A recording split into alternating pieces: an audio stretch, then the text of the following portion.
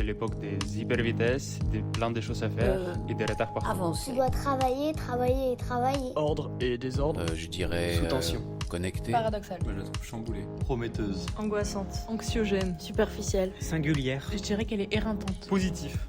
Complexe. Vous écoutez Craquer l'époque, le podcast des imaginaires politiques. Bonjour à toutes et à tous. Aujourd'hui, c'est un plaisir de retrouver ma voisine de bureau, ma collègue et surtout une chercheuse passionnante, Mathilde Vassor. Mathilde, bonjour. Bonjour. Alors, dans le précédent épisode, nous avons parlé des relations de voisinage, des affichettes qui peuplent nos parties communes, nos halls d'escalier, nos ascenseurs et qui contribuent à définir une certaine façon de cohabiter avec nos voisins. Vous entreprenez une réflexion rare sur le commun, sur l'habité, sur les formes discrètes d'ailleurs de cohabitation urbaine. Alors, dans ce second épisode, on va prendre un autre virage. Il sera question de récit, il sera question de soins, d'éthique, de l'étonnement, de ce que veut dire aussi penser avec les objets, avec les gens et, on va le voir, avec les morts parfois. Donc nous allons parler d'Anat Singh, de Vinciane Després et de Donna Haraway. Mais au fond, ce dont il s'agit, c'est de reconstruire une manière d'habiter un monde abîmé.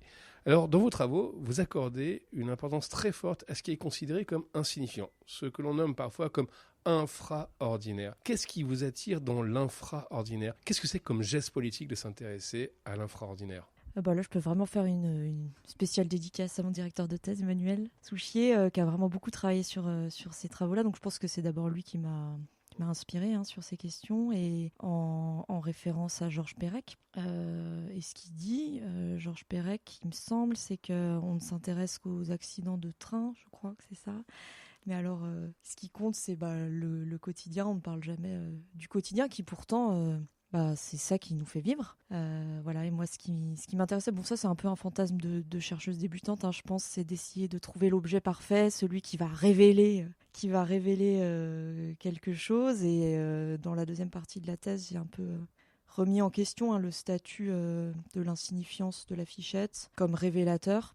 En disant oui, bien sûr, c'est peu signifiant, mais qu'est-ce que cette insignifiance dit de la valeur qu'on accorde à cet écrit-là ? Qu'est-ce que ça dit des valeurs dans notre société, la construction des normes de valeurs ? Je me souviens d'un texte qui m'avait beaucoup marqué, c'est de Scott sur les résistances infraordinaires, c'est-à-dire on s'intéresse toujours un peu à des résistances très constituées d'un point de vue politique, du point de vue du discours et du point de vue même d'ailleurs de la façon d'interpeller le monde. Et finalement, en fait, ce qui est intéressant, c'est aussi les résistances infraordinaires. Comment vous les percevez-vous, ces résistances infraordinaires ? Alors c'est vrai que j'ai peu mobilisé James Scott, même pas du tout. Alors moi je trouve qu'elles sont importantes, puisque j'ai fait mon travail de thèse là-dessus. Mais quand même, là on parle beaucoup de ça, et c'est une chose qui a été un peu critiquée sur le travail d'Anat Singh, c'est à s'intéresser aux résistances insignifiantes, est-ce qu'on ne magnifie pas des choses qui finalement n'ont en fait que très peu de poids, et on oublie les structures, les structures de classe notamment, les structures les rapports de domination. Donc je trouve que c'est important je trouve que c'est vraiment important de les regarder, mais c'est aussi important de regarder leur statut d'insignifiance et pas oublier qu'elles sont... si on les qualifie d'insignifiantes, faut pas non plus leur donner trop d'importance. Elles sont là, elles témoignent de quelque chose, mais je pense que faut pas oublier aussi le contexte dans lequel elles s'inscrivent et les dégâts que fait le capitalisme. Certes, il y a des résistances, mais il y a quand même beaucoup de destruction. Oui, il y a quand même comme des signes de défaite. Moi, je me souviens de James Scott qui prend la morale de l'esclave, finalement. Au fond, l'esclave ne vient pas rebeller très directement le maître, parce que, évidemment, les coûts de sa rébellion sont gigantesques, et donc, ça va être craché par terre, ça va être le regarder avec un peu de défiance, mais de façon générale, éviter systématiquement les coups de la répression. Donc, c'est intéressant, et puis en même temps, c'est aussi, bien sûr, le signe d'une défaite face à un pouvoir beaucoup trop exigeant sur soi. Alors, vous parlez d'autre chose qui est vraiment passionnant, me semble-t-il, en tout cas, d'un point de vue à la fois politique et éthique, c'est de cultiver l'étonnement. Alors ça fait écho à la philosophie de l'ordinaire qu'on retrouve notamment chez Sandra Logier, chez Stanley Cavell, ou encore toute cette culture du Caire. Pourquoi est-ce pour vous si important aujourd'hui de réapprendre à être surpris par ce qui est sous nos yeux ? Parce que la construction sociale, construction médiatique nous apprend à regarder certaines choses. Et si jamais notre regard du coup est construit, et si jamais on se cantonne à ce qu'on nous dit de regarder, on rentre dans les schémas de domination, hein, tout simplement, et on reprend le récit, puisque c'est la thématique de l'épisode, on reprend le récit hégémonique, et pour construire des imaginaires alternatifs, des manières de penser alternatives, et donc pour proposer des solutions qui nous paraissent pertinentes, avant tout, on doit, je pense, regarder autrement, en dehors des cadres, en dehors de ce qu'on nous a appris à regarder. Alors justement, dans votre enquête, qu'est-ce qui vous a le plus étonné ? Moi, j'entends bien cette morale de l'étonnement, mais au fond, qu'est-ce qui a vraiment dépassé votre regard ? Comment vous avez été altéré par votre situation d'enquête ? Ce qui m'a le plus étonné, je crois, c'est quand j'ai découvert justement qu'il y avait des sociabilités de voisinage au moment du Covid. Moi, j'avais travaillé beaucoup sur les écrits, sur les objets. Et j'étais un peu réticente à faire de l'enquête de terrain parce que je suis pas très à l'aise avec la posture de chercheur sachant. Et en fait, là, je me suis dit, mais il y a vraiment des sociabilités inconnues pour moi. Voilà, ça a transformé, mon enquête a transformé le rapport à l'enquête et donc mon rapport de chercheuse, de me dire, je sais pas si c'est très clair, mais tu peux questionner le monde en tant que chercheuse sans que tu imposes une domination.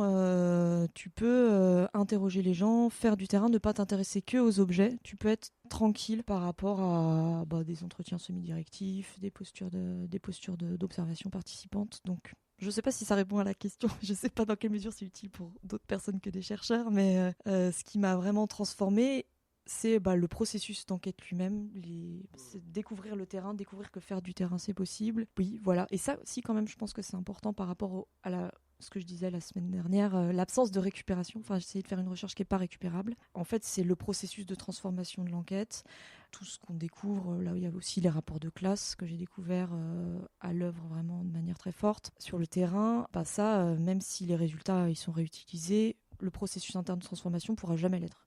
Alors, je vais être un peu grossier, mais je pense notamment la question pourrait être la suivante, c'est-à-dire que je prends l'écologie sociale, notamment tout autour de l'école de Chicago, une série de sociologues s'étaient intéressés à comment les logiques économiques, finalement, redistribuaient le territoire selon des caractéristiques sociologiques très précises. Par exemple, dans certaines villes, dans certains quartiers, on a surtout des femmes célibataires avec enfants, d'autres quartiers, on a plutôt des familles, etc. C'est-à-dire qu'en fait, il y a un découpage un peu sociologique du territoire et qui va d'ailleurs changer notre mentalité, notre caractère change. Alors, ce qui est très très manifeste, c'est quand on passe du milieu rural au milieu citadin, on adopte des attitudes qui sont complètement différentes. Alors, ma question est la suivante, c'est-à-dire que dans votre enquête sur l'ordinaire, comment on parvient à ne pas se couper justement de cet examen un peu plus général des structures, par exemple ici, économique, qui distribue en fait à notre voisin qui est un peu ma vie voisine avec lui parce qu'il y a une forme d'homogénéité sociologique et finalement au fond des structures répressives, des rapports de domination de façon plus générale. Oui, c'est vraiment une question importante qu'on m'a beaucoup posée dans la thèse. Est-ce que tu as une approche sociologique ? Est-ce que tu as allé enquêter dans le 16e ? Enfin, est-ce que tu as eu un découpage sociologique comme ça ? Ce que j'ai pas du tout fait. Donc ça, c'est parce que je vais me dédouaner un peu, je suis pas sociologue. Mais par contre, ce qui a été important dans le terrain, et là où je retrouve cette question vraiment de construction sociologique de l'espace urbain, c'est que mon terrain, c'est à Saint-Denis, en Seine-Saint-Denis. Et l'espace dans lequel j'ai enquêté, c'est a priori un espace gentrifié, dans lequel, qui a été construit il y a une dizaine d'années, et sur les ruines d'un magasin de bricolage Point P, dans lequel il y avait eu le développement de sociabilité autour du trafic de drogue. Et en fait, il y a vraiment eu un rapport de colonisation, on peut le dire. Donc moi, je fais partie de cette colonisation-là. J'y étais de manière temporaire, mais... Donc ce que j'ai pu analyser, même si j'ai pas eu de catégorisation sociologique de là où j'ai enquêté, j'ai pas enquêté dans plusieurs milieux sociaux, c'est de reprendre dans l'espace dans lequel j'étais l'historique du territoire et de voir comment des rapports de classe pouvaient se jouer de manière temporelle. Donc un espace gentrifié, même si la gentrification à Saint-Denis, elle pose un peu question. Et aussi de voir comment, dans l'immeuble où j'étais, et aussi dans les entretiens, se rejouaient des rapports de classe, notamment entre les locataires et les propriétaires faisant partie du conseil syndical. Donc voilà, la sociologie, je l'ai plutôt observée temporellement dans le terrain où j'étais et dans les rapports de propriété finalement. Alors vous avez choisi une musique qui a fait effraction dans les principes de la République. Il s'agit d'Aya Nakamura, Jaja, que l'on va écouter tout de suite.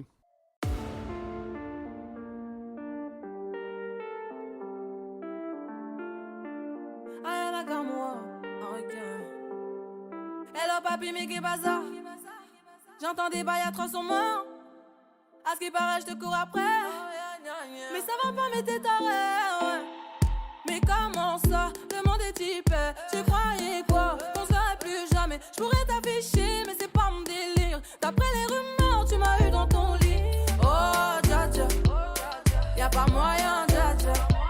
J'suis pas ta cata, dja dja. Genre, en katana, baby, tu dettes ça. Oh, dja dja, y'a pas moyen, dja dja. J'suis pas ta cata, dja dja. Genre, en katana, baby, tu dettes ça. Tu penses à moi, je pense à faire de l'argent. Je suis pas ta daronne, je te fais pas la morale. Tu parles sur moi, y'a air. Crache encore, y'a air. Tu voulais m'avoir, tu savais pas comment faire. Tu jouais un rôle, tu finiras aux enfers. Dans son Nakamura, je l'ai couché. Le jour où on se croise, faut pas tout faire. Tu jouais le grand frère pour me salir. Tu cherches des problèmes sans faire exprès. Putain, mais tu déconnes. C'est pas comme ça qu'on fait les choses. Putain, mais tu déconnes, c'est pas comme ça qu'on fait les choses. Putain, mais tu déconnes, c'est pas comme ça qu'on fait les choses. Oh, dja dja, y'a pas moyen, dja dja. J'suis pas ta cata, dja dja. Genre, en katana, baby, tu dettes ça. Oh, dja dja, y'a pas moyen, dja dja. J'suis pas ta cata, dja dja. Genre, en katana, baby, tu dettes ça. Oh, dja dja, y'a pas moyen, dja dja.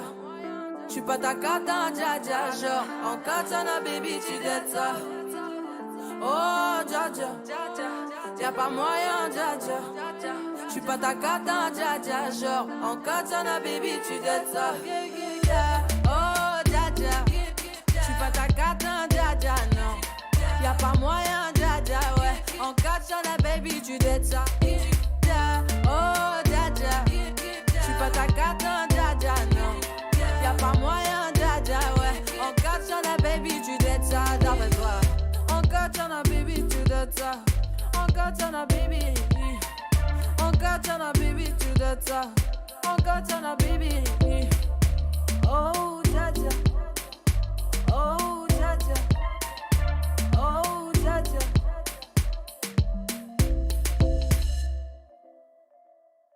Alors Mathilde Vasseur, pourquoi ce choix de musique? Comme pour la précédente de la semaine dernière, j'adore Aya Nakamura. En plus, c'est vrai que tu disais qu'elle a été bien médiatisée là, l'été dernier, mais comme tous les fans, je l'aimais avant. Alors, allez, je dévoile un petit peu que pendant qu'on écoutait cette chanson, on était en train de discuter ensemble et on discutait de nos relations de voisinage et bien souvent nos demandes d'ordre. Alors, je vais prendre un exemple qui là aussi est personnel, c'est pas trop pour parler de moi, on s'en moque un peu, mais j'ai habité dans un endroit qui était un peu à la jonction entre une espèce de classe moyenne en voie d'embourgeoisement, voilà, et de l'autre côté, voilà, un milieu un peu populaire ou réputé comme étant potentiellement un petit peu chaotique. Et moi, chez moi, par exemple, il y avait une saturation de demandes d'ordre, c'est-à-dire qu'en fait, de partout, il fallait surtout qu'on n'était pas comme eux, qu'il y avait véritablement un nous et un eux, comme s'il y avait l'enclave de l'immeuble qui se séparait complètement de l'habitat. Est-ce que cette demande un peu d'ordre, toi-même, tu l'as observé sur ton terrain? Oui, complètement, dans le chapitre 6. Vraiment, ça fait suite à la question précédente sur la dimension un peu sociologique. J'ai pu l'observer. Comme je disais, mon terrain, c'est un immeuble qui a participé à la gentrification de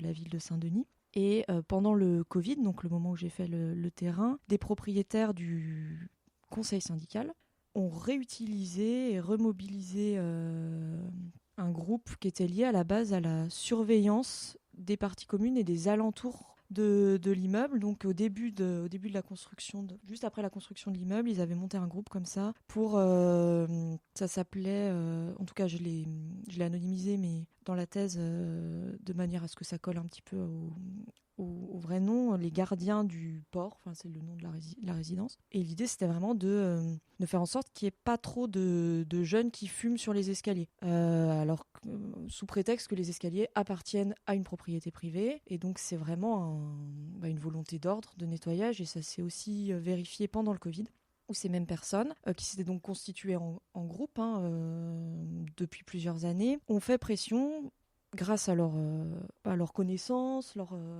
capital culturel, leur capital social, sur le conseil municipal, de manière à ce qu'il y ait des rondes de policiers municipaux, parce qu'ils trouvaient qu'il y avait trop de gens qui traînaient.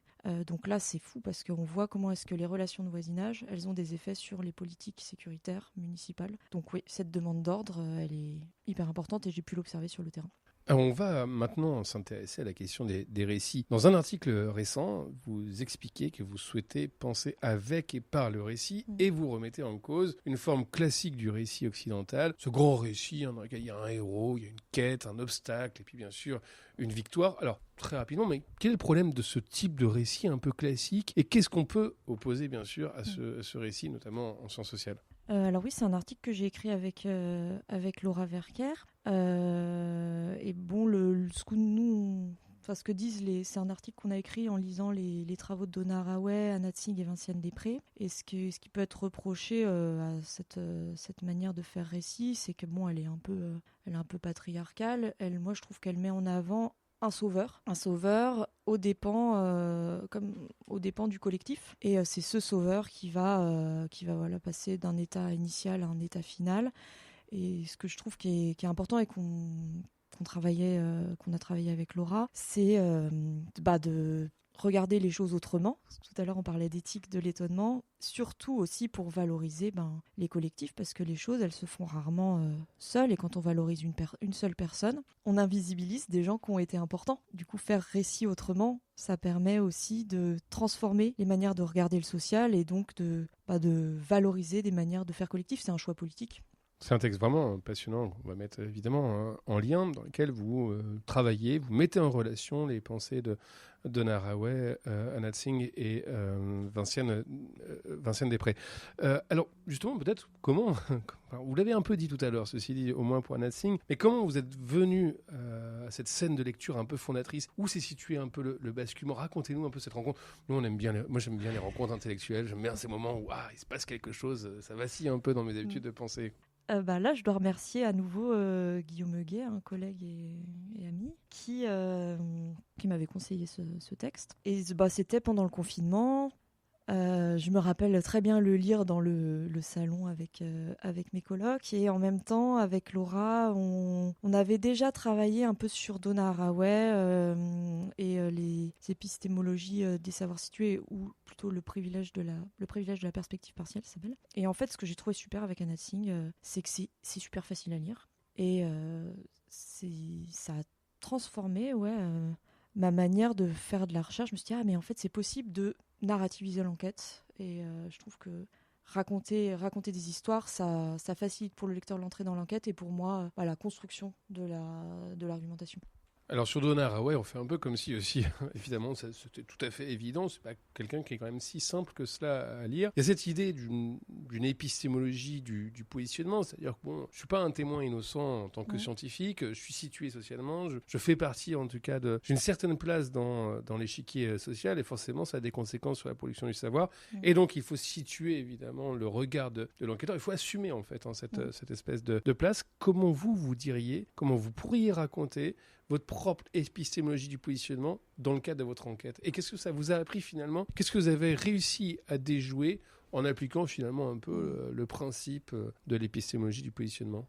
Oui, c'est une bonne question. Moi, j'ai pas fait mon autocritique en disant je suis une femme blanche issue des classes moyennes supérieures. Mais par contre, et là, à nouveau, c'est l'accompagnement d'Étienne Candel et d'Emmanuel Souchier. C'est surtout en me rendant compte de mes fantasmes de chercheuse que j'ai pu transformer mon regard sur les objets. Bon, je vais m'expliquer parce que c'est un peu obscur dit comme ça, mais donc j'avais, comme je le disais précédemment, envie de trouver l'objet idéal, l'infraordinaire, qui permettrait de révéler ce que personne ne voit. Et en fait, c'est en travaillant sur pourquoi est-ce que ça m'intéresse que j'ai réussi à comprendre que c'était cette dimension insignifiante et la question des liens sociaux insignifiants qui était mon questionnement central. Donc je dirais que c'est en me questionnant sur pourquoi est-ce que je fais cette recherche-là, pourquoi est-ce que je m'intéresse aux objets plutôt qu'aux personnes à la base, que j'ai appliqué l'éthique du Caire. Enfin, pas l'éthique du Caire, l'éthique de Donna Haraway. Alors, on est en train de quand même de passer un moment autour des sciences de l'information et de la communication et de leur congrès qui s'est tenu à Rennes et qui vous a donné d'ailleurs ce prix de la meilleure thèse. Je suis moi-même en sciences de l'information et de la communication, même si j'ai pris quelques écarts. Mais finalement, au fond, c'est quand même des auteurs finalement assez rares. On lit assez peu d'Donna Haraway en sciences de la com. Comment, alors peut-être que justement la génération qui vient est beaucoup plus en ouverture vis-à-vis de ces autrices. Mais comment vous expliqueriez finalement certains conservatismes des sciences de la communication vis-à-vis d'une pensée qui les bouscule, et sur le coup une pensée du récit en plus? Je saurais pas trop dire. Moi, j'avais l'impression qu'Anna Tsing, elle avait fait un peu une actualité éditoriale. Franchement, je saurais pas trop dire. Peut-être que c'est ce qu'on écrivait avec Laura dans l'article. En sciences de l'information et de la communication, on travaille beaucoup sur comment les récits sont construits, mais avec le schéma classique, actentiel, situation initiale, dont on parlait tout à l'heure, le héros, machin. Et on a appris à analyser les récits comme ça, du fait de l'histoire de la discipline, je dirais. Et c'est vrai que je trouve aussi qu'il y a une transformation, en tout cas des recherches doctorales au GRIPIC, là moi où j'étais, avec un intérêt quand même important sur les questions qui sont liées au vivant. Alors bon, le terme vivant, il fait aussi un peu, on n'est pas forcément consensus, mais ces questions-là, je trouve qu'elles sont portées quand même par les générations des doctorants la mienne, peut-être un peu celle d'avant, et surtout celle qui vient. Ça serait très intéressant, parce que ça voudrait dire que finalement, au fond, à l'intérieur d'une discipline, on a pris des habitudes de penser, des façons d'analyser le récit, et que finalement, en fait, ces façons-là nous rendent étrangers à d'autres approches. Après, je dois dire quand même que c'est vrai que là, il y a une actualité avec ces textes-là, mais je dois quand même rendre hommage à moi, aux gens qui m'ont accompagné, qui m'ont formé, et donc c'est pas tout à fait juste quand même ce que j'ai dit. Je trouve que ces autrices-là, elles posent des mots nouveaux, peut-être un peu sexy aussi, sur des choses qui ont déjà été travaillées en sciences de l'infocom. Je pense notamment au travail d'Emmanuel, au travail d'Étienne, sur le déchet par exemple. Il y a quand même une histoire de la discipline pour d'un intérêt pour les petits objets, et je pense aussi au travail de Joël Lemarec, bien sûr, qui emprunte quand même vraiment beaucoup à ces travaux-là, et aussi on se disait avec Laura, comme c'est des textes qui nous transforment profondément. Moi, je les ai beaucoup lus, mais je les ai finalement peu cités parce que c'est un changement de paradigme, un changement de regard, mais peut-être que ça nous transforme tellement qu'après on intègre cette manière de faire et on les cite moins. Donc ils sont quand même mobilisés en cycle, mais leurs idées, mais peut-être moins cités. Oui, souvent en fait, c'est peut-être même une méconnaissance de la lecture. Moi, je me dis que on les cite relativement peu. Mais ça ne veut pas dire qu'en fait, c'est peut-être que je ne connais pas justement les travaux qui les convoquent et qui en font quelque chose. Alors, ce qui relie ces trois autrices, donc Donna Haraway, Anna Tsing et Vinciane Després, c'est une question un peu commune, c'est comment bien vivre ou même bien mourir dans un monde abîmé. Quelle vaste question. Est-ce que vous diriez que la lutte politique aujourd'hui se joue en particulier justement sur le terrain du récit, des histoires qu'on choisit de faire exister ? Oui, complètement. D'ailleurs, je trouve que le travail graphique, notamment des soulèvements de la Terre, en ce sens, il est vraiment important, avec un renouvellement graphique qui permet d'attirer, je pense, là je parle un peu sans trop connaître, mais qui permet d'attirer peut-être une nouvelle génération de militants. Après, je dirais qu'il faut surtout pas s'y arrêter. Les récits, c'est bien, ça permet de nous ouvrir à des choses, ça nous donne de l'air, ça nous donne de l'espace, ça nous donne des horizons. Mais je pense que la mobilisation, elle doit être matérielle, et le rapport de force, il doit se construire aussi et surtout, je pense, dans des rapports de force économique, de classe. Ne pas s'arrêter au récit, même si c'est ce qui nous porte, ce qui nous donne des horizons.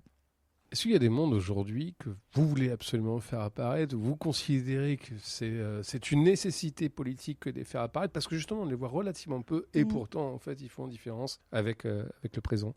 Peut-être que ce que j'aurais envie de voir apparaître, mais bon, peut-être que j'aurais trop sauce d'em en disant ça. Je trouve qu'il y a un travail critique, de sociologie critique qui est important, qui est fait sur les questions raciales, de genre, de classe, et pas que. Et ça, je trouve que c'est hyper important, et il faut continuer à le faire, mais je dirais qu'il faut quand même pas oublier ce qui nous relie, ce qui nous met en lien, et que c'est à partir de ça que l'importance accordée à l'autre, qu'on peut construire des choses qui nous font du bien et qu'on a envie de voir advenir. On va écouter un texte que vous avez choisi d'Albert Camus, donc un extrait de La Peste. Rieux montait déjà l'escalier. Le grand ciel froid scintillait au-dessus des maisons et, près des collines, les étoiles durcissaient comme des silex. Cette nuit n'était pas si différente de celle où Tarou et lui étaient venus sur cette terrasse pour oublier la peste.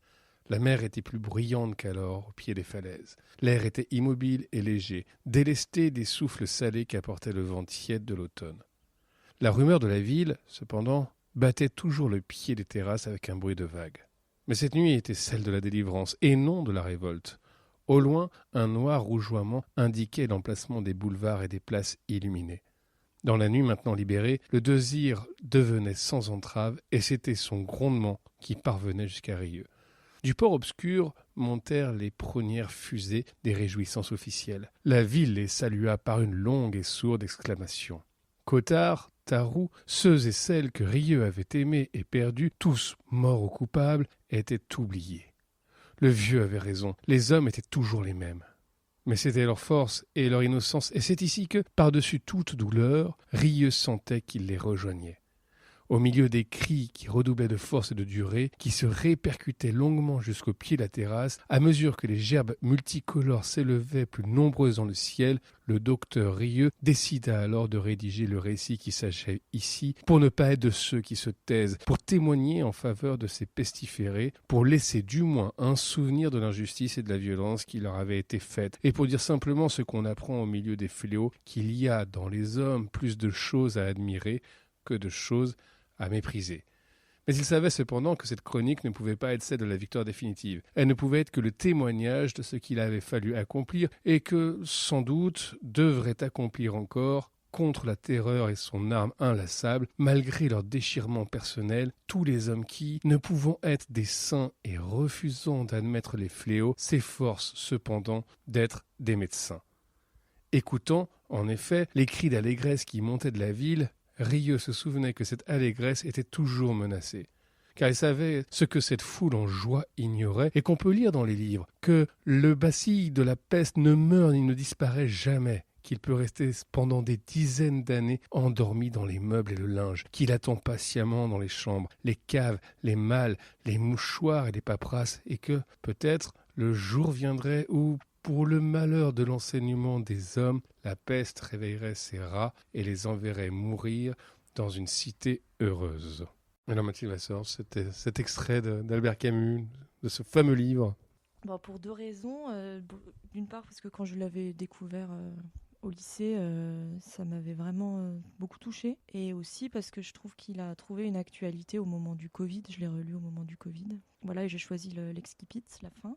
Je suis pas très à l'aise avec la posture de l'auteur, un peu surplombant, tout ça j'aime pas trop, mais je trouve que ce qu'il dit à la fin sur le fait que la peste se cache dans les moindres recoins, c'est vraiment actuel et que aujourd'hui oui voilà, je vais me répéter, mais c'est vraiment d'actualité. Alors oui, vous n'aimez pas trop cette posture du grand auteur, ou en tout cas du maître explicateur, dirait Rancière.